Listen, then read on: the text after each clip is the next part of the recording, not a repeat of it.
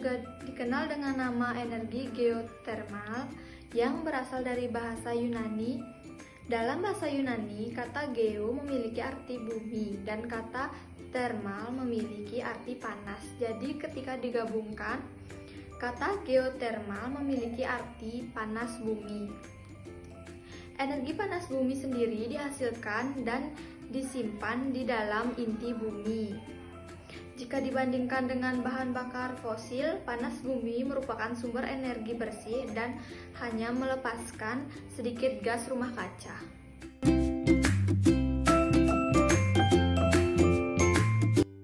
Energi panas bumi atau disebut juga energi geotermal berasal dari sistem geotermal yang ada pada inti bumi, yaitu terdiri dari batuan panas, sumber panas pada kedalaman lebih dari 3 km, batuan rekaah yang mengandung reservoir fluida, dan batu penundung yang biasanya berupa lempung ubahan yang menyelimuti reservoir. Kita bisa mengenali keberadaan sistem geotermal dengan tanda-tanda yang tampak pada permukaan bumi, seperti air mata panas, semburan uap, lumpur panas, sublimasi belerang, dan batuan ubahan atau alterasi akibat pemanasan yang dilakukan fluida hidrotermal.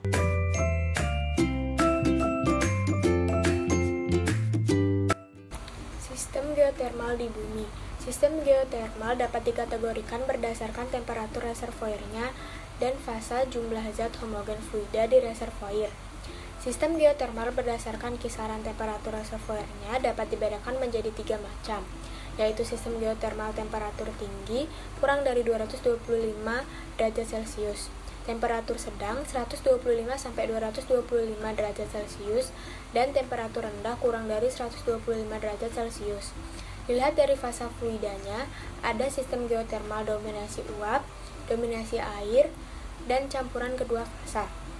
Indonesia memiliki semua variasi jenis sistem geotermal tersebut.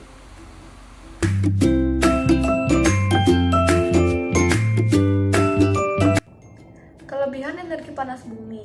Yang pertama, potensi yang sangat besar. Yang kedua, ramah lingkungan. Yang ketiga, lebih handal dibandingkan EBT yang lain. Yang keempat, tingkat ketersediaan energi yang sangat tinggi, yaitu 95%. Yang kelima, energi ini lebih handal dibandingkan bahan bakar fosil seperti minyak bumi dan batu bara.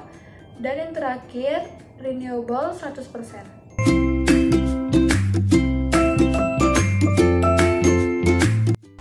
Energi panas bumi adalah energi yang bersifat ramah terhadap lingkungan, tidak hanya dalam aspek produksi, tapi juga dalam aspek penggunaan, sehingga dampaknya sangat positif pada lingkungan.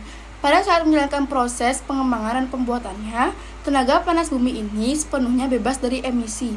Tidak ada karbon sama sekali yang digunakan untuk produksinya. Kemudian, seluruh prosedur juga telah bebas dari sulfur yang umumnya telah dibuang dari proses lainnya yang telah dilakukan. Penggunaan energi panas bumi ini memang tidak akan menimbulkan pencemaran terhadap lingkungan. Oleh karenanya, efek dari pemanasan global yang disebabkan oleh emisi dari bahan-bahan minyak akan berkurang. Sebagai pembangkit listrik, tenaga panas bumi atau yang biasa disebut geotermal tidak membutuhkan bahan bakar minyak sehingga tidak menghasilkan polusi udara.